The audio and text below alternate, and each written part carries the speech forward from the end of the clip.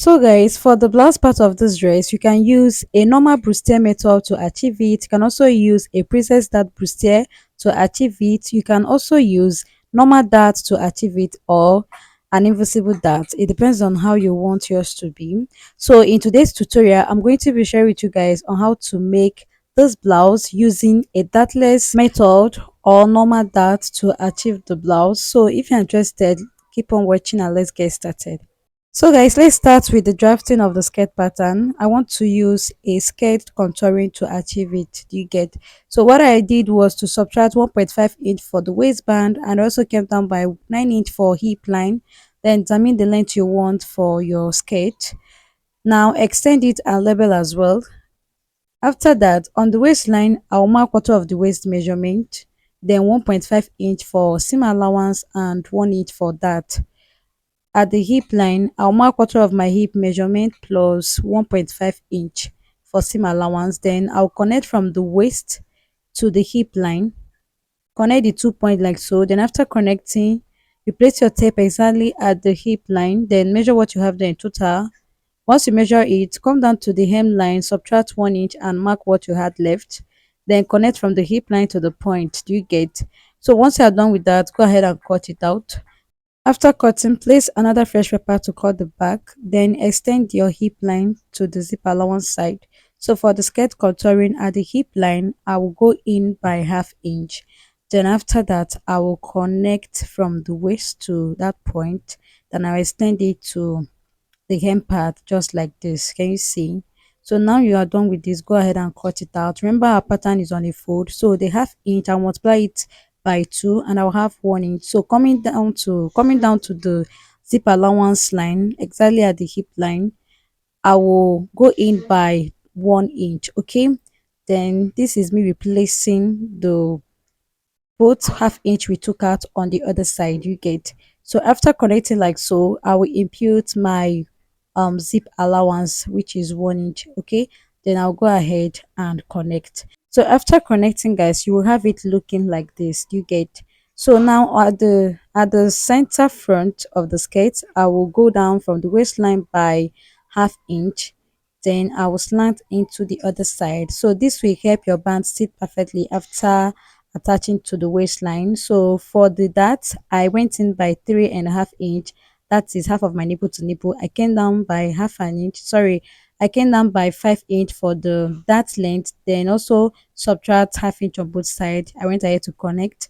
So after doing that, I will cut out the zip allowance side and also cut the other side like so. Okay, so now I'm done cutting. I'll label this one as the front and this is the back. So this is how your skirt pattern should look like after making your contour. So if you are working with a skirt length of 15 inch, like a very short skirt, and you know you have bum, what you would do is to come down from your back pattern, come down from the zip allowance from your back pattern, just come down by 1 inch, then slant into this side. Okay, just like this if you're working with a very short skirt.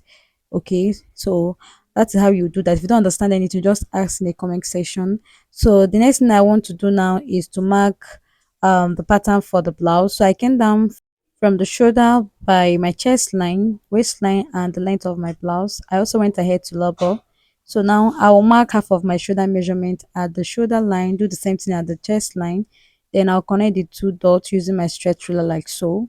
After that, I will come down by 1 inch for shoulder slope, then connect my armhole curve using my curve rule just this way. After that, I'll mark 3.5 inch for my neck width, then connect my shoulder slant like so. Once I'm done with that, next thing I did was to mark quarter of the bust measurement at the chest line, then 1.5 inch for seam allowance. At the waistline, I'll mark quarter of my waist measurement, then 1.5 inch seam allowance. I'll come down to the hip line, that is the blouse length, then I will mark quarter of my hip measurement plus 1.5 inch. From the chest line, I used stretch ruler to connect from there to the waist, and I use my curve rule to connect from the waist to the blouse length.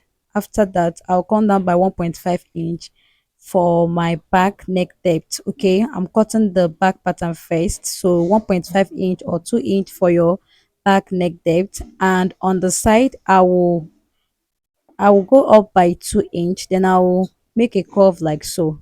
You get? So now I'm done with this. Next I want to do now is to cut it out. Do you get? Remember I said I'll be working with an invisible dart or normal dart. It depends on which method you would want to use. Do you get? So now after cutting the back, I will cut the front. So for the front, from the center front, I went in by 1.5 inch zip allowance, and I also labeled as well. Next thing I did was to trace the hem part, the side, the armhole, and the shoulder slope. You get? Then after tracing, what I want to do is to connect, just extend the waistline like so. Then for the front neck depth, I came down by 3.5 inch, can also mark 4 inch. Okay, then I will use my cover to connect a round neckline from that point to the zip allowance. So the next thing I did was to go in by 3.5 inch, that is half of my nipple to nipple. I marked this at the waistline and at the blouse length. Then from the shoulder, I came down by my bust point. Then from that point, I'll connect to the hem part just like this. So the next thing I did again was to go up by 3 inch from the hem part. Then also at the waistline, I marked half inch on both sides. Then at my bust point line, I came down by 1 inch. Now I'm going to connect. I'll connect from the bust point to the both side where I marked half inch. Then I also connect to this point where I marked 3 inch. So the 1 inch that I'm going to replace it at the waistline. You get? So after replacing, I'll just connect into this other side just like this. Okay, so now I'm done with this. Next thing I want to do is to cut it out. Remember I said you can use a bustier pattern method to achieve this, or a process that bustier to achieve it. You can also decide to add just that, or you can leave the that. Okay, anyone you want. So what I'm doing here is I'm cutting off the darts. If I'm making this dress, that means I will have an invisible dart. Do you get? You can also add that if you want. If you are making that, or if you add that to your blouse, do not cut it out. Okay, just leave it like that. But for me, I won't be adding that. So I went ahead to label front, and this is the back pattern. So this is how you go about the drafting of the skirt contouring and the blouse. Okay, thank you so much for watching. I'll see you guys in my next one. Bye.